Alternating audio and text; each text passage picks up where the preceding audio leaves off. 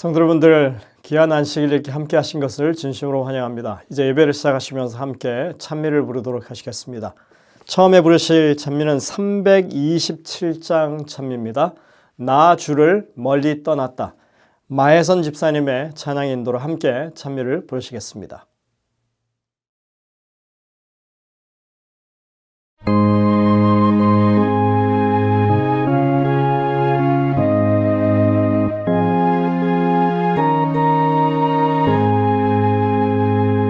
나 주를 멀리 떠났다.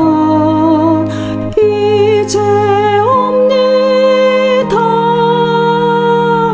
나 주의 길에 시달려 주여 옵니다. 나 이제 왔으니 내 집을 찾아 주여 나를 받으사 맞아주소서. 그 귀한 세월 보내고 이제 옵니다. 나 뉘우치는 눈물로 주여 옵니다. 나 이제 왔으니 내 집을 찾아 주여 나를 받으사 맞아주소서. 이 병든 마음을 고치러 이제 옵니다. 큰 힘과 소망 바라고 주여 옵니다. 나 이제 왔으니 내 집을 찾아 주여 나를 받으사 맞아주소서. 나 바랄 것이 무엇인가. 우리 주 예수 날 위해 돌아가심만 믿고 옵니다. 나 이제 왔으니 내 집을 찾아 주여 나를 받으사 맞아주소서. 이어지는 찬미는 452장 찬미입니다. 귀하신 주여 나를 붙드사. 김남경 집사님의 찬양 인도로 함께 부르시겠습니다.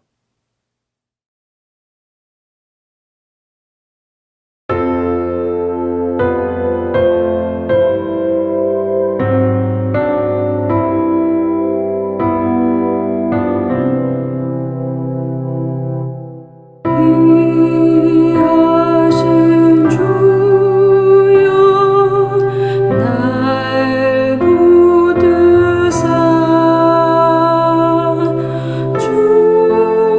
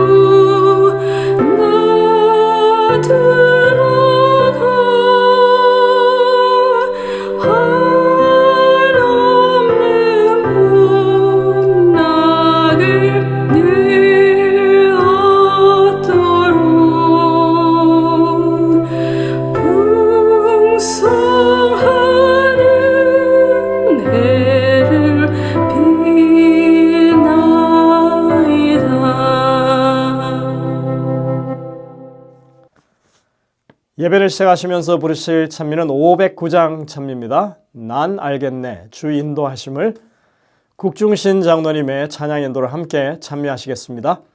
이 찬미를 마친 후에 유미자 집사님의 기도로 예배가 시작되겠습니다.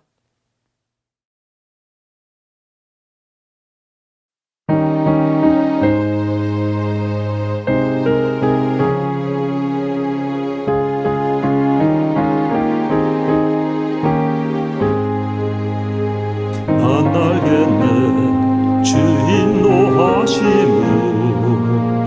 위험한 길로 내가 다녀도 어려움을 제하시는 주께서 나를 인도하시네. 난 알겠네 주 살아계셔서 나의 앞길을 주장하심을 폭풍 속에 나 다녀도 주께서 나를 인도하시네. 어여쁜 꽃저 하늘 새들도 날마다 주가 기르시나니 내 영혼도 돌보시며 주께서 나를 인도하시네. 난 알겠네 주 살아계셔서 나의 앞길을 주장하심을 폭풍 속에 나 다녀도 주께서 항상 인도하시네. 험한 산길 사망의 골짜기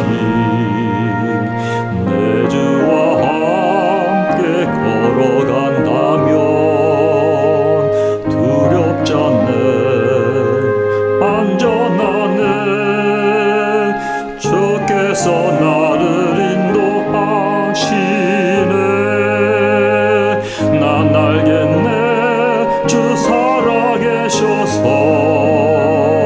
나의 앞길을 주장하심을 폭풍 속에 나 다녀도 주께서 항상 인도하시네.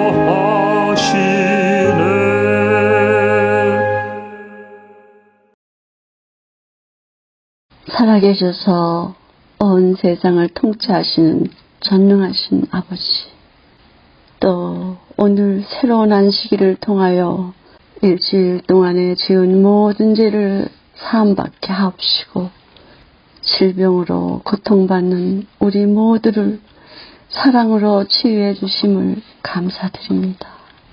이 시간도 마귀가 저희 마음에 나쁜 일들을 생각나게 하지 못하게 쫓아주시옵시고 오직 성령 충만한 마음, 진정으로 하나님을 만나는 시간을 허락하여 주옵소서.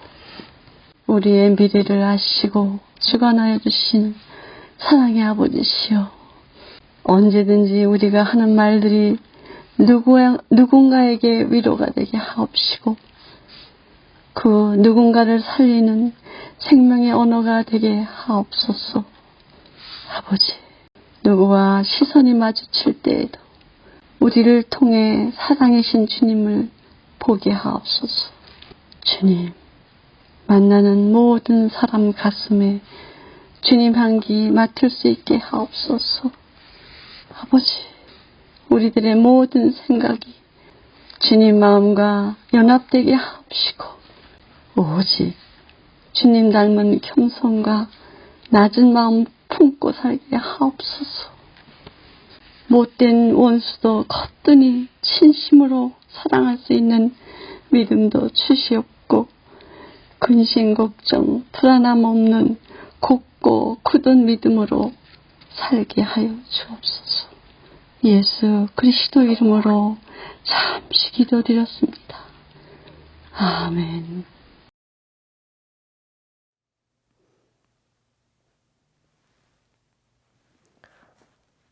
행복한 안식일에 오신 여러분들을 진심으로 환영합니다. 이렇게 여러분들을 뵙게 돼서 너무나 반갑습니다. 지난 안식일에 저희들은 손님의 날 행사를 했습니다. 아주 분주하고 그리고 참 북적거리는 그런 안식일이었습니다. 또 음악 찬양 순서를 통해서 정말 많은 감화도 받았습니다. 손님들이 많이 오셔서 교회가 가득 차는 그런 경험을 했습니다. 저는 마치 예전에 이 교회가 가득 찼던 그런 느낌을 받기도 했습니다. 그만큼만 교회인이 많이 모인다면 얼마나 좋겠습니까? 여러분들 그런 날이 저희 교회에 속히 찾아올 수 있도록, 그렇게 회복될 수 있도록 기도해 주시면 감사하겠습니다. 저희들이 일주일의 삶을 살아가는 동안 계속 기도하는 일들을 쉬지 않아야 한다고 봅니다. 교회 환자들을 위해서, 또 우크라이나에 이 고통당하는 그런 사람들의 이 빠른 그 정상화를 위해서, 또한 교회가 선교적 사명을 잘 감당할 수 있도록 기도해 주시면 감사하겠습니다. 그리고 다음 주에는 이제 우리 임채영 성도님 부친상을 당하셔서 이제 장례식이 치러지게 되는데, 여러분들이 그 가정을 위해서도 또한 기도해 주시기를 당부를 드립니다. 이제 오늘 저녁에도 이 4월 한 달 동안 씨 뿌리는 자의 비유를 통해서 말씀을 주고 계시는 우리 낙스빌 중앙교회 문진삼 목사님의 말씀을 듣도록 하겠습니다. 여러분들이 그 전해지는 말씀을 통해서 하나님의 이 기별을 마음 가운데 새기는 귀한 시간 되시기를 간절히 바랍니다. 이제 준비된 특창을 들으신 후에 말씀을 듣도록 하겠습니다.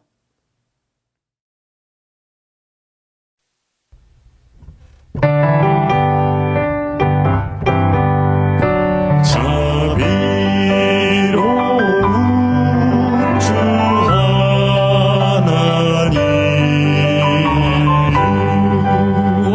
원했으니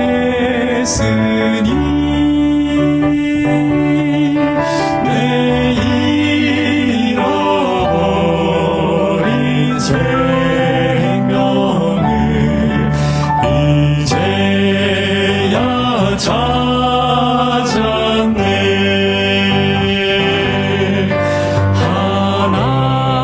하나님의 크신 권능 내 영혼 지키고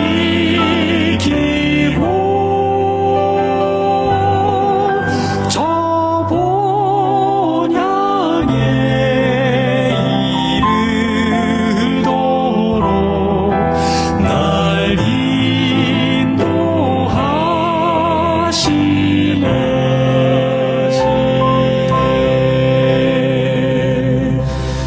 주 하나님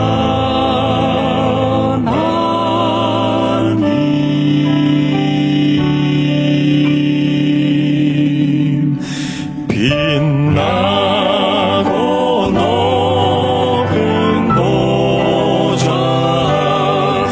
주님만 모시고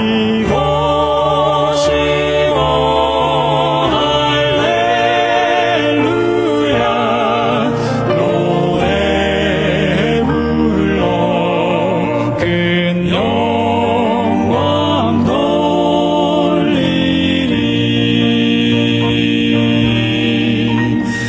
큰 영광을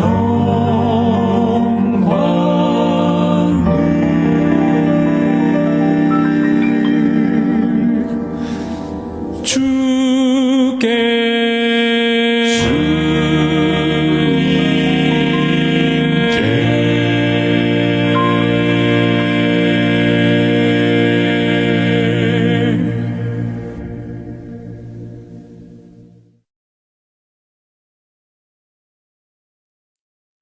여러분 안녕하십니까?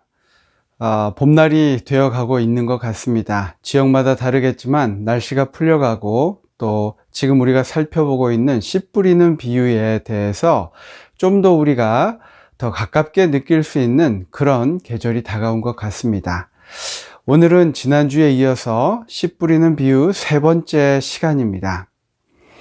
예수님께서는 비유를 통해서 우리에게 교훈을 주셨는데 이것은 우리가 실생활에서 자주 접하고 생각할 수 있는 주제들을 통해서 더 자주 주님의 말씀을 묵상하고 이해하도록 의도하신 것이 아닌가 생각을 해봅니다.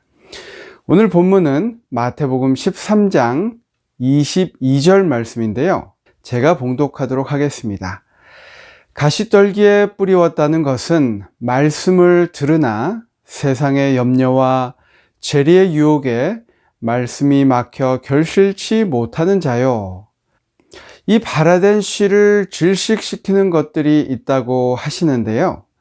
마가는 이것을 세상의 염려, 재물의 욕심, 다른 모든 물욕이라고 이야기했고, 누가는 세상의 염려, 부, 쾌락이라고 이야기했습니다. 우리가 이것들을 제거하지 않으면 그 생명의 씨앗이 자라는 듯 하다가 질식하고 만다는 것입니다. 우리에게 더 이상 성장도 없고 결실도 없다는 의미인데요. 오늘 우리의 신앙 상태를 다시 한번 점검하고 내 마음밭의 모습을 확인하는 귀한 시간 되시기를 간절히 바랍니다. 여러분, 여기에 나타나 있는 죄의 가시떨기의 특징은 무엇입니까? 제가 살펴본 바로는 첫 번째, 죄의 가시떨기는 어떤 땅에서든지 자란다는 것입니다. 두 번째 특징, 가시떨기는 가꾸어줄 필요가 없어도 잘 자란다는 것입니다. 세 번째, 찔레와 가시는 언제나 빨리 자라게 되므로 제초하는 일이 늘 계속되어야 한다라는 것이죠. 네 번째 특징은 이 죄를 이기지 않으면 죄가 저희를 이기게 된다. 이 네 가지 특징이 있습니다. 반면에 곡식은 어떻습니까? 곡식은 관리하지 않으면, 즉 가꾸지 않으면 수확할 수가 없습니다. 우리의 옛습관, 즉 죄성은 우리의 생애 속에 저절로 나타나게 될 것인데 우리 마음을 하나님의 지배하에 두어야 하고 또 성령이 끊임없이 품성을 세련시키고 고상하게 해 주시도록 구하고 노력해야 한다는 것입니다. 그래서 그 결과로 사람들의 마음속에 도덕적인 변화가 일어나야 합니다. 그리고 기존에 가지고 있던 습관과 또 행위와 죄된 생애를 버려야 합니다. 또 사단의 특성들을 심령 속에서 끊어버려야 합니다. 그렇게 할 때 우리는 결실을 얻는 신앙생활을 할 수 있다고 이야기하고 있습니다. 그런데 저는 이러한 죄성들이 우리가 흔히 보는 잡초의 특성과 매우 유사하다는 것에 크게 놀라고 또 신기했습니다. 잔디를 직접 관리하거나 텃밭을 가지고 계신 분들은 충분히 이해하실 것입니다. 농부는 절대 잡초를 이기지 못한다라는 말이 있습니다. 이 말은 농사의 성패에 있어서 잡초를 제거하는 것은 절대적으로 중요하다는 의미입니다. 제가 전에 살던 곳 맞은편에 한국분이 살고 계셨는데요. 잔디에 대해 수년간 연구했다고 자부하는 그런 분이었습니다. 그분 이야기가 잡초는 절대 대충 호미 정도로 파내서는 없앨 수 없다며 치밀한 관리와 시간이 절대적으로 필요하다고 강조하였습니다. 여러분, 이러한 잡초들을 보신 적이 있으실 것입니다. 저도 처음에 이런 잡초를 보고 호미와 삽으로 하나하나 파내어 관리를 해보았습니다.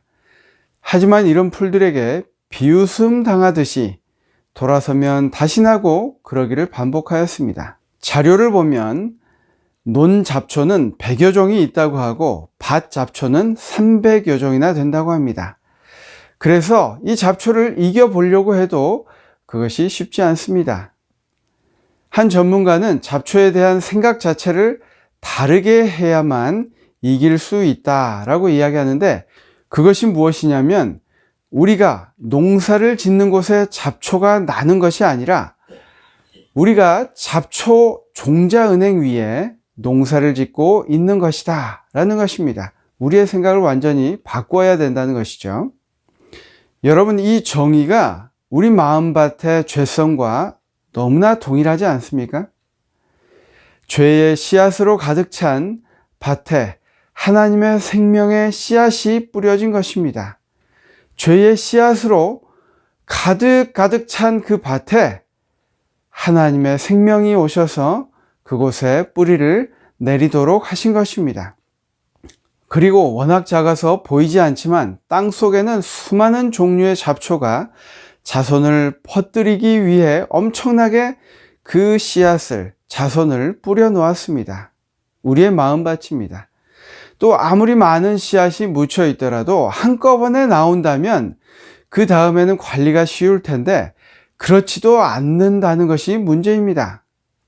우리가 회심하고 우리의 마음이 완전 하나님께 돌아섰다 할지라도 다시 그 잡초에 정복당하는 이유가 바로 이것입니다. 2020년에 뿌려진 잡초 씨앗이 2022년, 2023년에 나올 수 있다는 것입니다.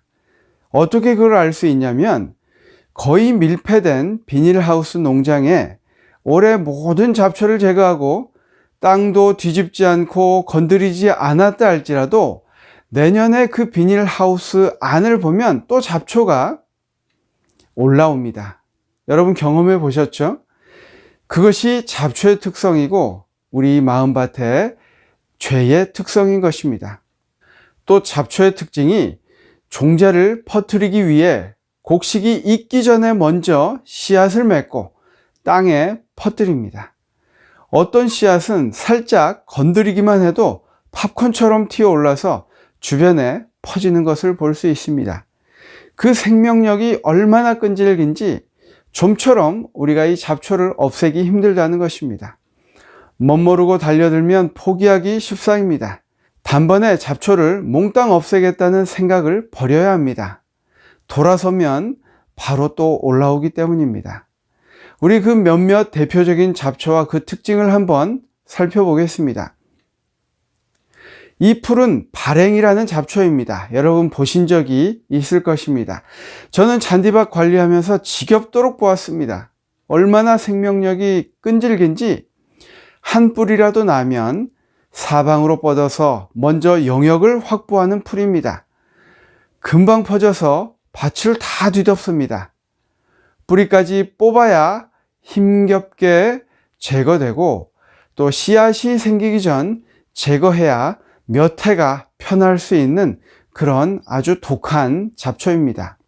두 번째 이 잡초는 쇠비름이라는 잡초인데 뿌리를 뽑아 놓아도 일주일간 죽지 않고 거뜬히 살아 있습니다. 열악한 환경에도 버티고 토막이라도 남으면 그곳에 뿌리 내려서 다시 살아나는 아주 지독한 잡초입니다. 이 세 번째 잡초는 방동산이입니다. 곧은 뿌리여서 어린 싹일 때 뽑지 않으면 베어내야 할 정도로 단단한 풀입니다. 반면에 약점은 원작물이 먼저 성장하여서 햇볕을 가리면 그 그늘에서 맥을 못 추는 약점도 있습니다. 네 번째 이 잡초는 명아주입니다. 생장점이 위에 있어서 잘라주기만 해도 제거가 가능하지만 엄청나게 씨를 퍼뜨립니다. 이 잡초를 제거하기 위해서는 적절한 초기 타이밍이 중요한데 잡초 씨앗은 충분히 여물지 않아도 발화가 되는 특징이 있습니다. 바로 이런 잡초들의 특성 때문에 그 방법을 알고 꾸준히 관리하지 않으면 잡초를 없앨 수 없다고 합니다. 우리의 마음밭도 방치되어서는 금방 죄악투성이 되고 종국에는 생명의 씨앗이 질식해 버리고 만다는 이야기를 우리에게 주고 있는 것입니다. 그 잡풀이 무엇인지 지금 한번 살펴보도록 하겠습니다. 첫 번째는 세상의 염려라고 말씀하십니다. 여러분, 가난한 사람이나 부자나 어떤 계층의 사람을 막론하고 세상의 시험을 받지 않는 사람은 없습니다. 없으면 없는 대로 염려하고 많으면 그걸 잃지 않기 위해 그리고 그것을 더 모으기 위해 염려합니다. 예수님은 꽃에서 배우라고 말씀하셨습니다. 마태복음 6장 30절에 오늘 있다가 내일 아궁이에 던져지는 들풀도 하나님이 이렇게 입히시거늘 하물며 너희일까 보냐 믿음이 작은 자들아 라고 말씀하고 계십니다. 하지만 우리가 변함없고 끊임없는 아버지의 보호를 신뢰하지 못할 때 그 짐을 우리가 지고 살아가게 되는 것입니다. 우리가 가진 것이 많지 않아 부족함을 느끼는 것에 감사해야 할 이유는 그 부족함으로 하나님께 더 가까이 나아가 구하게 되기 때문입니다. 하지만 이 염려로 하나님을 원망하고 멀어진다면 우리 마음밭에 잡초가 무성하다는 것을 깨달아야 할 것입니다. 반대로 하나님이 주신 축복인 부요함을 유지하고 지키기 위해 모든 힘을 그 사업에 바치게 되므로 그 부요함의 근원 되시는 분을 섬기는 일을 증안히 할 때가 있습니다. 실물교훈의 말씀입니다. 사람들이 그들의 사업에 너무나 열중하기 때문에 기도할 시간도, 성경을 연구할 시간도 없고 하나님을 찾아 섬길 시간도 없다. 때때로 그들의 심령이 성결하게 되고 천국에 들어가기를 사모하지만 그들은 세상의 시끄러운 소리를 떠나 장엄하고 위험 있는 성령의 음성을 들을 시간이 없다. 여러분 혹시 이것이 우리의 모습이 아닙니까? 하나님께서 풍성하게 허락하시고 우리의 삶을 윤택하게 하셨지만 그것을 부여잡기 위해서 우리가 하나님으로부터 더 멀어지고 있지 않는지 우리 마음밭을 살펴볼 시간입니다. 이것 또한 풍성해 보이지만 잡초가 무성하여져서 곧 작물을 질식하게 하는 밭인 것입니다. 하나님과 멀어지게 하는 빈궁함 그리고 부요함, 이 둘 다 잡초가 될 수 있습니다. 그 멀어진 우리의 인생은 그분의 은혜의 결핍으로 자신의 특성, 즉 본성이 드러나게 됩니다. 그래서 하나님을 위하여 하는 일이라고 하지만 그 가운데 남보다 높고자 하는 욕망과 그 추악한 성벽으로 인해서 그 사업이 오염되고 마는 것입니다. 그리스도의 봉사가 실패하게 되는 주요 원인 중에 하나가 바로 이것이고 그 결과가 미미하게 되는 이유이기도 합니다. 두 번째 잡초는 재물의 유혹입니다. 재물에 대한 욕심은 우리를 속입니다. 마치 그것이 내 능력과 힘으로 얻은 것처럼 말하고 믿게 됩니다. 그것을 허락하신 하나님보다 그 재물들을 더 의존하게 됩니다. 이것 또한 좋아 보이지만 생명을 질식하게 하는 가시떨기입니다. 세 번째는 이생의 일락이라고 이야기합니다. 자기 자신만을 즐겁게 하기 위해 추구하는 오락은 아주 위험하다고 이야기합니다. 여러분, 욜로라는 말을 익히 들어 아실 것입니다. 인생은 한 번뿐이니 마음껏 즐기자는 젊은 세대의 말입니다. 내 자신이 주인이고 또 중요하기 때문에 모든 것 위에 내 만족이 우선이 되어야 한다고 이야기합니다. 그래서 자기가 즐기는 것, 또 어떤 사람들은 게임에 빠지고 취미 활동에 무리하게 빠지게 됩니다. 이로써 체력을 약화시키고 우리의 정신을 흐리게 하고 영적 식별력을 마비시킨다고 이야기합니다. 이 모든 방종의 습관은 바로 바울이 이야기했던 육체의 정욕이라고 이야기할 수 있습니다. 그래서 우리는 이렇게 그 기준점을 삼을 수 있을 것 같습니다.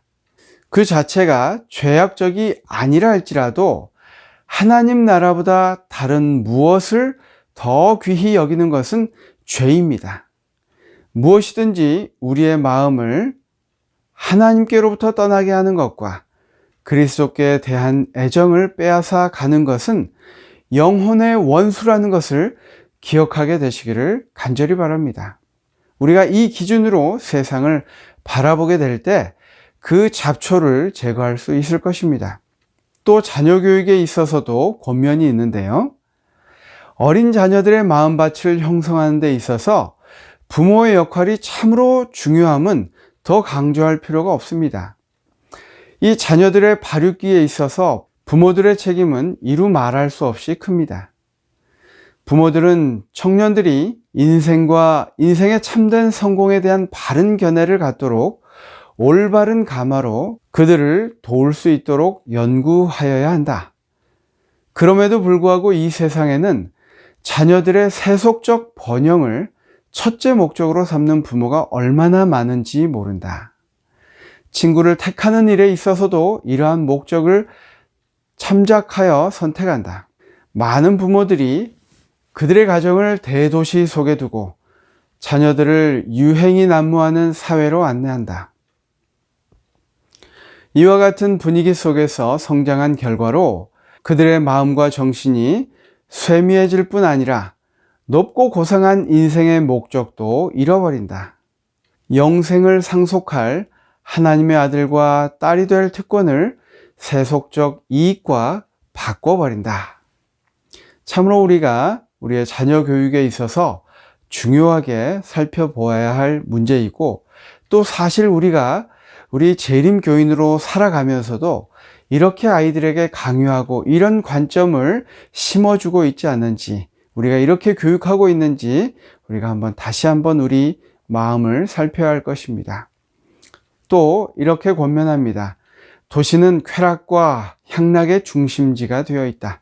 많은 부모들이 도시가 저희 자녀들에게 유리한 점이 많다고 생각해서 그들을 위하여 도시 생활을 선택하지만 마침내 실망하게 되고 너무 늦은 다음에야 저희의 큰 실책을 후회하게 된다.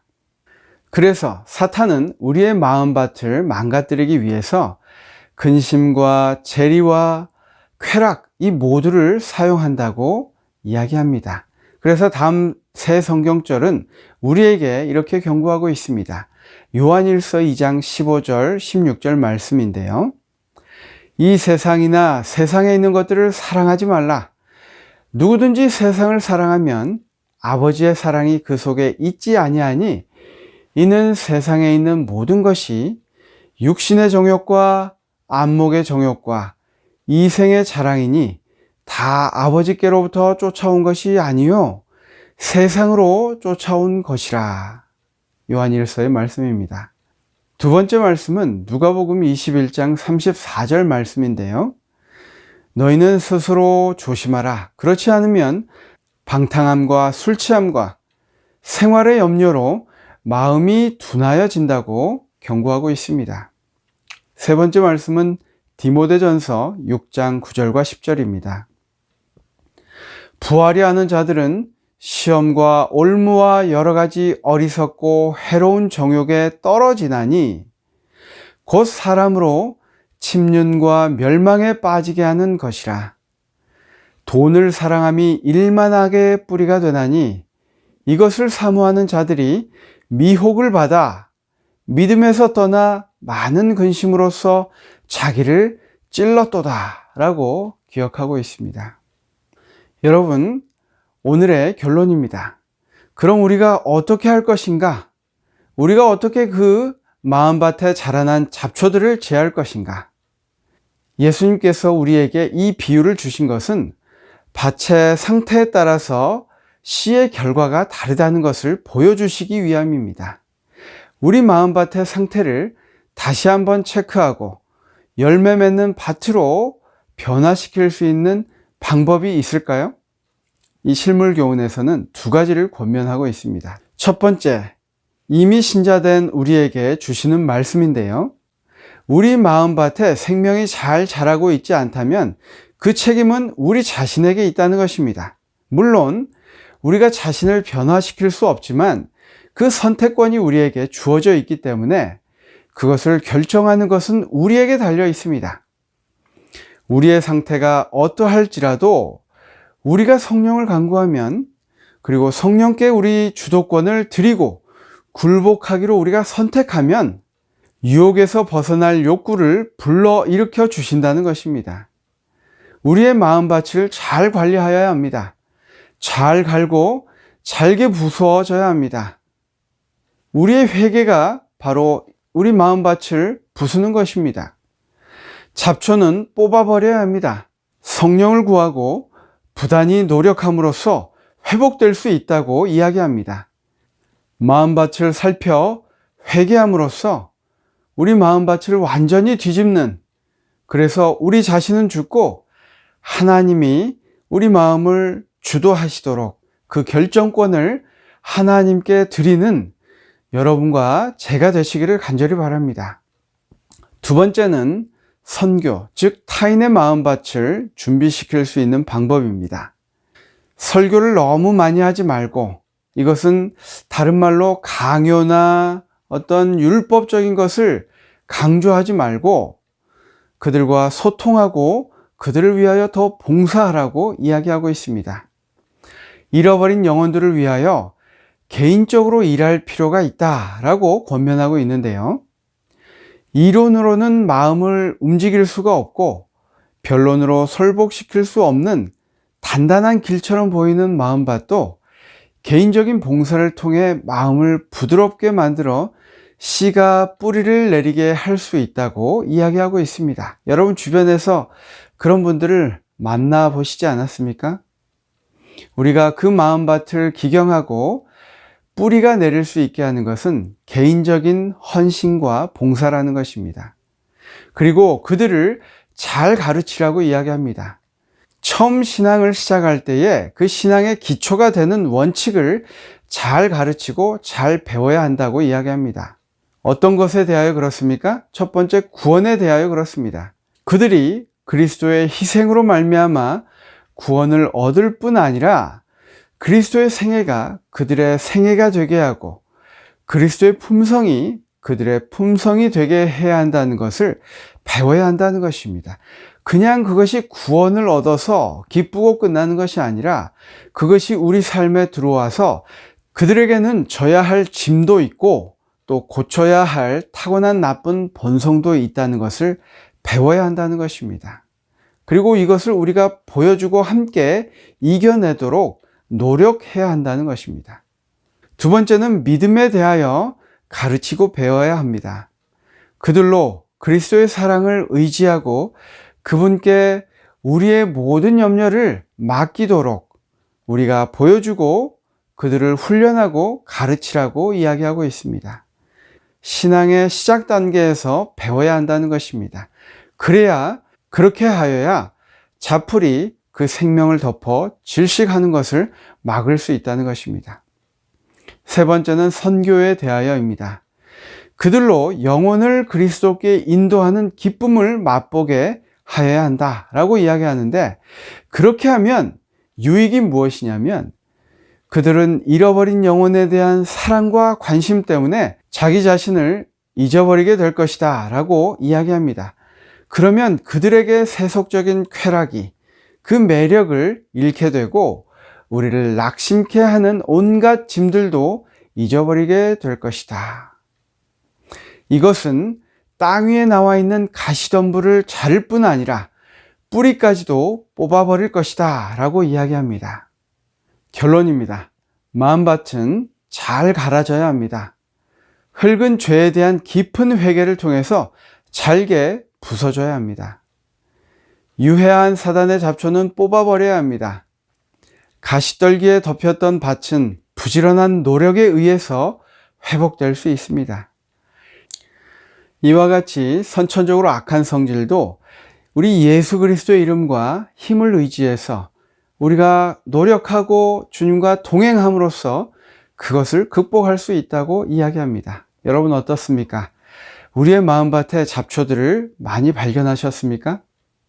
오늘 이 안식일을 맞이하는 이 저녁 다시 한번 하나님 앞에 겸허히 나가서 우리 자신을 회개하고 하나님의 도우심을 간구하고 또 결심하시는 귀한 안식일 되시기를 바라면서 말씀을 마치겠습니다. 감사합니다. 저희를 사랑하시는 아버지 하나님, 오늘 말씀을 통해서 우리가 우리의 마음밭을 잘 관리하고 또 경작해야 함을 다시 한번 깨닫게 하시니 주님 감사합니다. 우리가 주님께서 주신 그 은혜에 감사하고 찬양할 뿐만 아니라 주님께서 매일 우리의 삶에 동행하시도록 우리의 주도권을 주님께 온전히 드리고 주님께서 우리 마음의 주인이 되셔서 그 모든 것들을 제해 주실 수 있도록 주님의 성령을 온전히 의지하며 살아가도록 주님 인도하시고 함께하여 주옵기를 예수님의 이름으로 간절히 기도합니다. 아멘.